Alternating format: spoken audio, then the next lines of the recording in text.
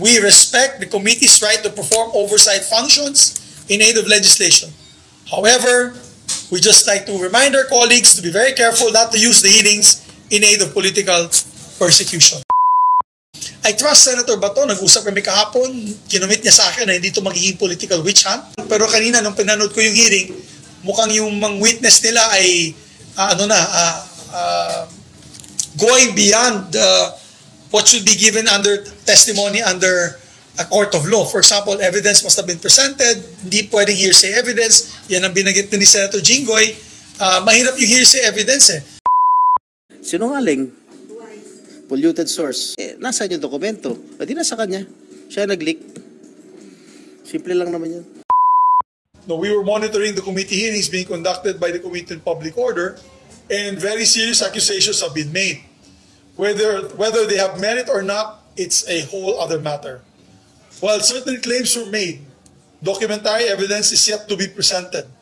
There were no pictures, no corroborating testimonies. In other words, this was solely based on a testimony of one person based on what appears to be hearsay evidence. Morales cites a document which he claims to have seen by the virtue of his former position, although he did not personally witness any wrongdoing. And the drug test of the president, even the drug test of the president is being brought up, even though it does not appear to be germane or important to the subject matter of the motu proprio investigation. Under a court of law, guilt must be proven beyond reasonable doubt. While legislative inquiries are very liberal in terms of adhering to rules of evidence, it is our opinion that hearings should aim to ferret out the truth using evidence and facts.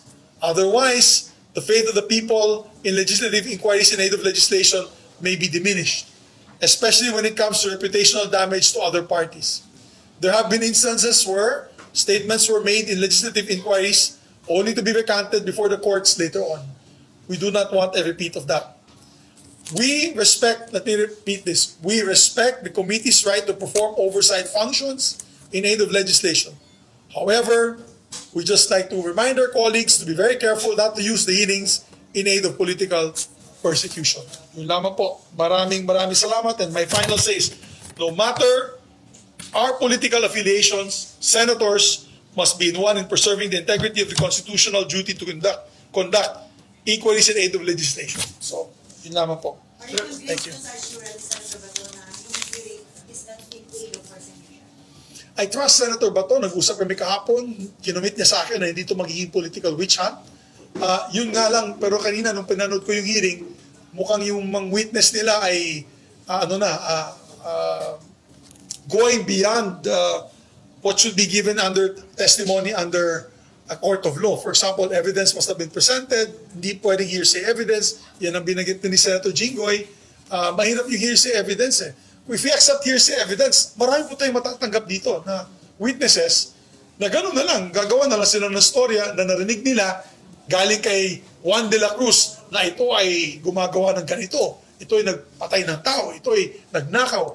Kailangan meron tayong direct evidence, facts that we can present. It has to be a preponderance of evidence to be able to come up with the right answers and conclusion to this case. Kaya ang akin lang dyan, mag-ingat lang tayo, huwag po tayo magpagamit for political persecution. This goes for every committee hearing. Hindi lamang ito. Alam ko magkakaroon committee hearing dito sa gentleman's agreement. Ganun din. Ang caution ko sa chairperson and the members of the Senate is let us try to avoid making these hearings into a political circus or for a political witch hunt. Thank you. Well, ayoko i-preempt ang desisyon ng ating chairman about that. Ang akin lang, ang posisyon ko lang, habang nagmo-monitor ako kanina, wala naman sila napapakitang panibagong ebidensya, kundi yung sinasabi lang nilang dokumento. Hindi nga galing sa kanya yung dokumento, galing pa sa isang informant na ayaw niya pangalanan, wala tayong, paano yun? Hindi first-hand information. Buti sana kung siya mismo ang nakakita ng krimen o yung masamang pangyayari. Hindi. Galing lang siya sa informant niya. So let's be very careful about that, gentlemen, ladies. Thank you very much, sir. Thank you. What's the danger of that? Of Senate hearings becoming a political witch hunt? Well, we could lose credibility as an institution. Maraming magagalit sa amin unduly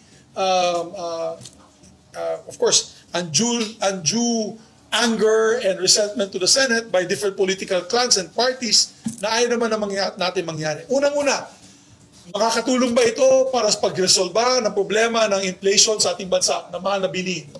Sa tingin ko hindi. Makakatulong ba ito para angat natin ang kahirapan, mawala ang kahirapan at maangat natin ang ating mga kababayan sa kahirapan? Sa tingin ko hindi. Ito po ay makakababa pa ng presyo ng kuryente sa ating bansa? Sa tingin ko po ay hindi.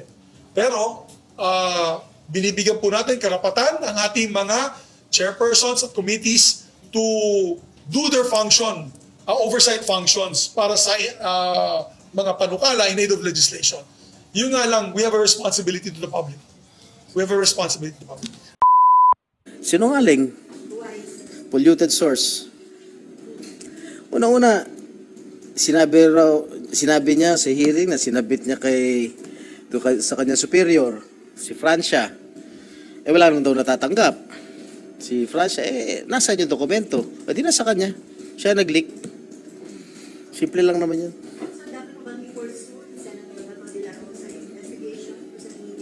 Well, it is the call of the chair of public order, Senator Bato, kung gusto niya i-pursue. Kasi ako, parang in-establish ko na yung ano, na talagang sa akin palagay, it's my own opinion, na siya talaga yung nag-leak ng mga information. At yung nakalagay sa information, allegedly yung nakalagay sa information na yun, wala naman katotohanan dahil I even asked the PIDEA if the named personalities that were named by Morales were included in the drug list. Wala naman daw. That I do not know. I am not sure about it. Pero possible? Yeah, possible. There's a big possibility about it. Pero dapat sir na yung ganung klase ng nag-leak na classified document, dapat yung panagutan ito. Meron tayong batas tungkol dyan. I read, in my opening statement, I read that yung charge dun sa mga nagkakalat ng mga false testimonies, etc., etc.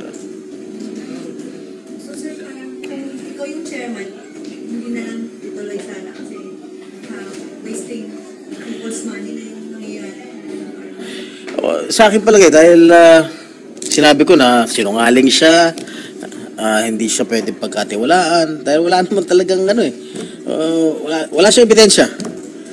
Okay? Nilagay niya, ewan ko kung sino naglagay pangalan ni Presidente, pangalan ni Marcel Soriano, kung sino man yung mga ibang mga kilalang personalidad sa show business or sa politics.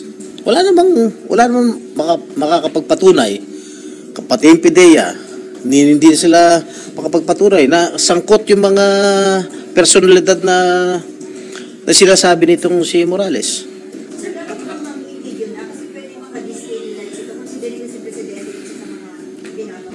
Well, as far as I am concerned, I have already established that the President is not involved. The President is not included in the drug list.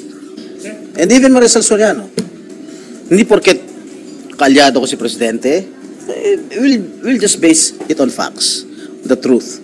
Pati hindi naman porket kasama ko sa industriya ng pelikulang Pilipino si Maricel, hindi naman talaga, hindi naman din siya sangkot sa sa illegal na droga. How will this affect the credibility ng Senate hearings kapag may mga ganyan?